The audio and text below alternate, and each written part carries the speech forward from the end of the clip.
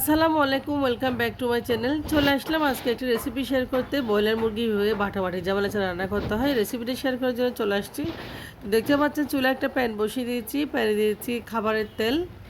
তো পরিমাণ মতো তেল দিয়ে তেলটা গরম করে নিয়েছি। এরপর যে আমি মুরগির মাংসগুলো দিয়ে দিব, ধোয়া খাটা মুরগির মাংসগুলো দেখতে পাচ্ছেন। তো মুরগির মাংস দিয়েছি আমি 1 টেবিল চামচ হলুদের গুঁড়া আর 1 টেবিল চামচ লবণ। তো লবণ এবং হলুদ দিয়ে ভালো মুরগির মাংস আমি একটু কাটি দিয়ে নেড়ে চেড়ে দিব। তো এরপর যে আমি আরও কিছু ইনগ্রিডিয়েন্টস দিব, যেহেতু বাটাবাটি ঝামেলা ছাড়া আজকে মাংস রান্না করব।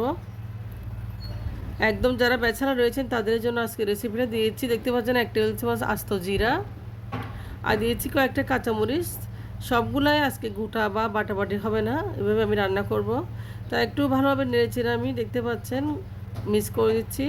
এরপর যে একটু ঢাকনা দিয়ে দেবো আমি ভালোভাবে কুক হওয়ার জন্য মাংসটা।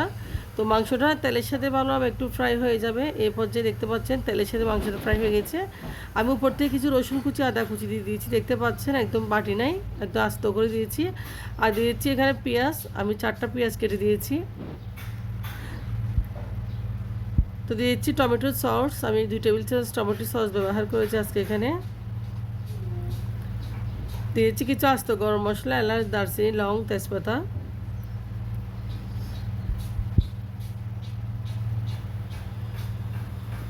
তো দিয়েছি আমি এখানে জিরার গুঁড়া, দেখতে পাচ্ছেন 1 টেবিল চামচ প্রথমে জিরার গুঁড়া দিচ্ছি। আর দিয়েছি আমি এখানে গরম মশলার গুঁড়া।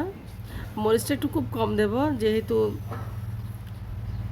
ভুনা ভুনা হয় মাংসটা। এরপর যে আমি এখানে 1.5 টেবিল চামচ মরিচ ব্যবহার করব। তো গুঁড়া মরিচটা একটু কমে দিব, দেখতে পাচ্ছেন। তো এই মাংস রান্নাটা আসলে খুবই অসাধারণ।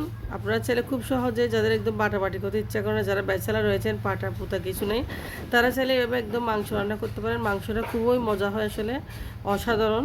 তো দেখতে পাচ্ছি সবগুলা মশলা দিয়ে আমি এখন একটা কাঠি দিয়ে ভালো নেড়ে চেড়ে মিক্স করে দিচ্ছি।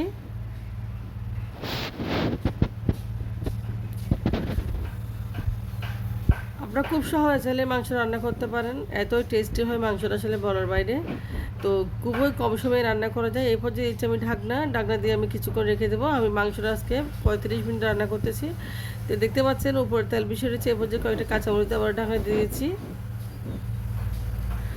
তো মাংসটা হয়ে গেছে, দেখতে পাচ্ছেন অলরেডি মাংসটা কুক হয়েছে। আশা করি আজকে ভিডিওটা আপনার কাছে ভালো লাগবে। ভিডিওটা ভালো লাগলে আমার চ্যানেলটা সাবস্ক্রাইব করে থাকবেন আর পাশে থাকা বেল বাটনে ক্লিক করে অল নোটিফিকেশন অন করে রাখবেন।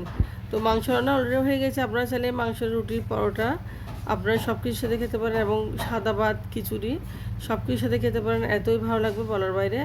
আর যারা ব্যাচেলার রয়েছেন, একদম রান্না করতে ইচ্ছা করে না, বাটাবাটি ঝামেলা চায়, তারা এইভাবে মাংস রান্না করতে পারেন খুব সহজে। তো এই পর্যায়ে আমি আরেকটু ঢাকনা দিয়েছি, ভালোভাবে একটু কুক হওয়ার জন্য, দেখতে পাচ্ছেন। তো এরপর যে মাংসটা ফুল অ্যান্ড ফাইনালি রান্না হয়ে গেছে, আমি এখন চুলটা বন্ধ করে দিয়েছি। উপর থেকে কতটুকু তেল বেশি হয়ে দেখতে পাচ্ছেন। আর মাংসটা দেখতে অসাধারণ লাগতেছে, খুবই সুন্দর লাগছে কালারটা, একটা ভালো গ্রানও আসছে মাশাল্লাহ। দেখতে পাচ্ছেন আমি বাটাবাটির জামাই ছাড়া আজকে একদম মাংস রান্না করে ফেলেছি। তো ভালো থাকবে আপনারা, আল্লাহ হাফেজ, আসসালামু আলাইকুম।